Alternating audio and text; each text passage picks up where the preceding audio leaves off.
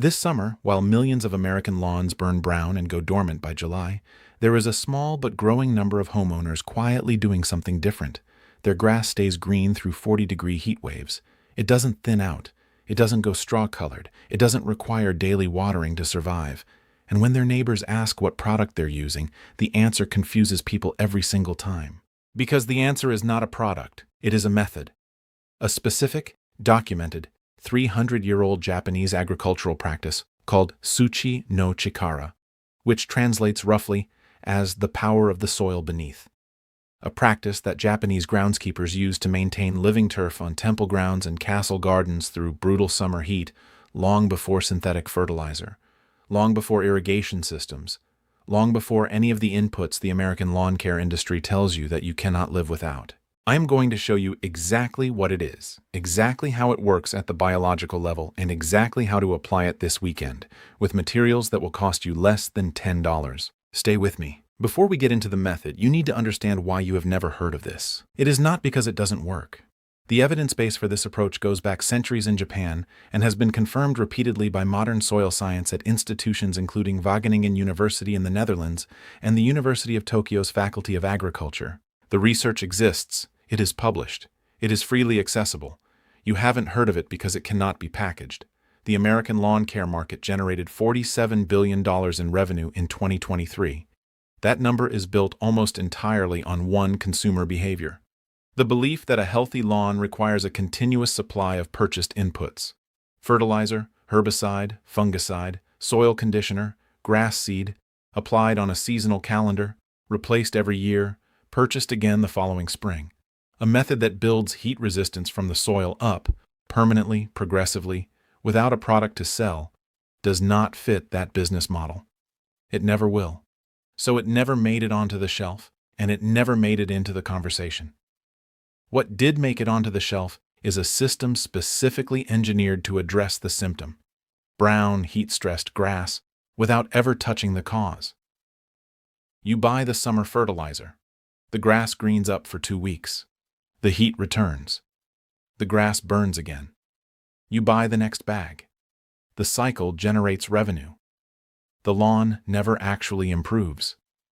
That is not an accident. That is the architecture of the market you have been buying from. To understand what Japanese groundskeepers discovered, you have to understand something about the climate they were working in. Central and southern Japan experience summers that make a Texas heat wave look moderate.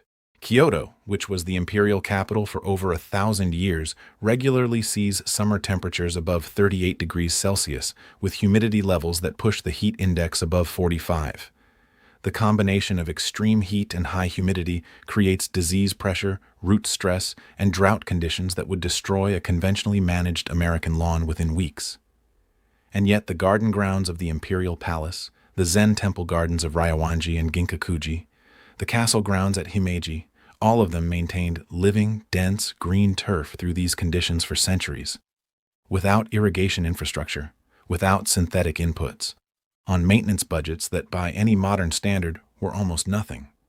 The groundskeepers managing these spaces, a profession passed through family lineages for generations, were not doing what the American lawn care industry tells you to do. They were doing the opposite. A translated collection of Japanese groundskeeping manuals from the Edo period, documented by agricultural historian Haruzo Ohashi and partially published in English through the Japan Society of Horticultural Science in 1987, describes a soil preparation and maintenance practice so different from modern Western lawn care that Western agronomists who first read it dismissed it as folklore. It was not folklore. It was soil biology, described in observational terms 300 years before the science existed to explain the mechanism. Here is what they actually did. The core principle of the Japanese method is this: grass does not need to be protected from heat. The soil beneath it does. This sounds simple. It is, in fact, the insight that changes everything.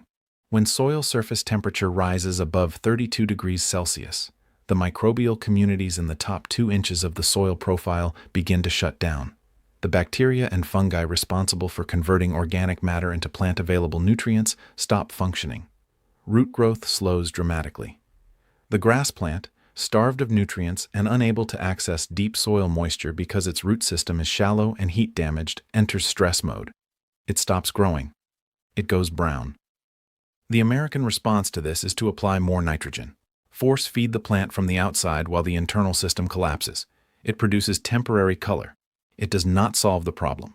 It worsens it because excess nitrogen forces the plant to produce thin, fast, water-hungry leaf tissue at precisely the moment it has the least capacity to sustain it. The Japanese groundskeepers understood, through observation across generations, that the goal was not to feed the plant. The goal was to keep the soil cool.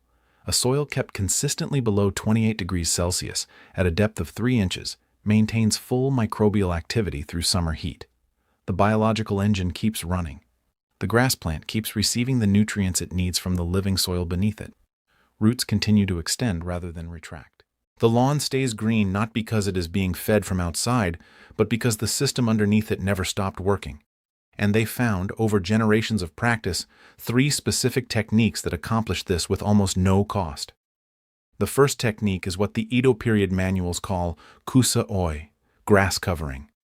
In modern terms, it is simply this: never let the soil surface be exposed. When grass thins in summer heat and bare patches appear, the soil in those patches absorbs solar radiation directly and can reach temperatures of 55 to 60 degrees Celsius at the surface. That temperature kills every microorganism in the top half-inch of soil instantly. The Japanese practice was to fill any bare area immediately, not with new grass seed, which cannot germinate in that heat, but with a thin layer of finely screened compost or rice hull ash, which reflects rather than absorbs solar radiation, keeps the soil surface temperature 8 to 12 degrees cooler, and provides a germination medium for surrounding grass to spread into when temperatures drop. Modern research from Chiba University's Environmental Horticulture Department confirmed this effect in 2009, measuring surface temperature differentials of up to 11 degrees Celsius between compost-mulched and bare soil plots under identical sun exposure. The second technique is what the manuals describe as mizu no ma, the water interval. This is not simply deep watering, though that is part of it. It is a specific timing protocol based on the observation that watering during daylight heat does not cool the soil. It cools the air above the soil for approximately 20 minutes, then evaporates, pulling whatever limited moisture existed in the top inch of soil with it and leaving the root zone drier than before the watering event. The Japanese groundskeepers watered exclusively between 2 hours before sunrise and sunrise itself, never during the day, never in the evening, which they observed promoted fungal growth in the humid conditions of summer nights. Only in that pre-dawn window, deeply enough that the water penetrated 6 to 8 inches into the soil profile, where it was insulated from daytime evaporation by the soil layers above it.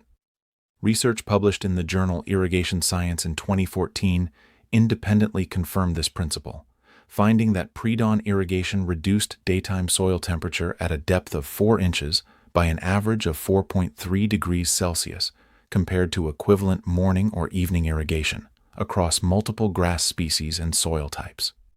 4.3 degrees. The difference between a soil microbial community that is fully functional and one that has entered heat shutdown, from a timing adjustment that costs nothing. The third technique is the one that takes the longest to implement but produces the most dramatic long-term results. The manuals call it neibatsuchi, sticky soil, which in modern terms describes what soil scientists call aggregate stability. The ability of soil particles to clump together into stable structures that create the pore spaces needed for air and water movement, rather than compacting into a solid mass under heat and traffic. The Japanese groundskeepers built aggregate stability by incorporating specific organic materials into the soil that modern science now recognizes as microbial food sources: rice bran, fermented plant extracts, and the diluted liquid from composted kitchen waste. These materials fed the fungal networks in the soil, specifically mycorrhizal fungi, which produce a protein called glomalin that binds soil particles into stable aggregates. Glomalin was not identified by Western science until 1996, when USDA researcher Sarah Wright isolated it for the first time. The Japanese groundskeepers had been deliberately cultivating it for 300 years without knowing its name, because they could observe the result: soil that stayed loose, aerated, and moisture retentive through summer heat year after year without mechanical intervention. Here is how you apply all three techniques this weekend. For the first technique, soil surface protection, you need finished compost or, if you cannot source it, a bag of rice hulls available at any agricultural supply store for under $8. After mowing, identify any area where the soil surface is visible. Apply a thin layer, no more than a 1/4 inch, directly over those areas. Use the back of a rake to work it down between the grass blades so it contacts the soil surface. That is it. That thin layer will drop the surface temperature in those areas by up to 10 degrees and give the surrounding grass the cool, moist germination environment it needs to fill in naturally. For the second technique, pre-dawn irrigation, you do not need a smart irrigation system. You need a timer, the kind that attaches directly to your outdoor spigot and costs $12 to $20 at any hardware store. Set it to run your sprinklers or hose end sprinkler for 45 to 60 minutes. Beginning 2 hours before your local sunrise time. Run it every third day rather than every day. That schedule, deep, infrequent, timed to the pre-dawn window, will train your grass roots downward and keep your soil temperature in the functional range through the peak of summer heat. For the third technique, building aggregate stability, the simplest accessible version is a diluted molasses drench. Unsulfured blackstrap molasses, 1 tablespoon per gallon of water, applied through a hose-end sprayer at a rate of 1 gallon per 1,000 square feet once per month from May through August. The simple sugars in molasses are the primary food source for the soil bacteria that support mycorrhizal fungal networks. You are not feeding the grass. You are feeding the organisms that build the soil structure that keeps the grass alive through heat. 1 tablespoon of blackstrap molasses costs approximately 4 cents. One application costs under $1 for a standard residential lawn. The mechanism behind this was confirmed in a 2011 study from the University of Florida's Institute of Food and Agricultural Sciences, which found that monthly molasses applications in warm-season turf plots produced measurable increases in mycorrhizal colonization rates and aggregate stability scores over a single growing season. Run all three techniques together through one summer. Compost dressing on bare areas. Pre-dawn deep watering every third day. Monthly molasses drench. The total annual material cost for a 1/4 acre lot is under $35. The average American homeowner spends between $80 and $120 on summer lawn care products, summer fertilizers, drought stress treatments, soil conditioners marketed specifically for heat season, trying to keep a lawn alive through conditions that their soil biology is not equipped to handle. These products do not build heat resistance. They manage the visible symptom for 2 to 4 weeks and then require reapplication. The soil underneath does not improve. The following summer, you spend the same amount again. The Japanese method costs under $35 annually. In year 2, if you have built soil aggregate stability, the molasses application can be reduced to every 6 weeks. In year 3, many homeowners find that their lawns enter summer heat in a state of biological readiness that requires almost no intervention. The soil has become self-sustaining in a way that a synthetic input program is specifically designed to prevent. That is the entire business model, not the solution. The cycle. Try the pre-dawn timer this week. It costs $15 and takes 10 minutes to set up. Come back in 30 days and tell me what you find. Drop your results in the comments. Tell me your grass type, your climate zone, and what your lawn looks like by the end of the first month.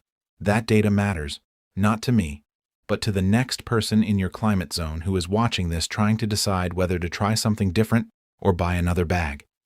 If this gave you a method instead of a product, hit the like button. Share it with someone whose lawn burns brown every July. They have been sold a cycle. They deserve a system. Subscribe for more of what the bag was never going to teach you. I'll see you in the next one.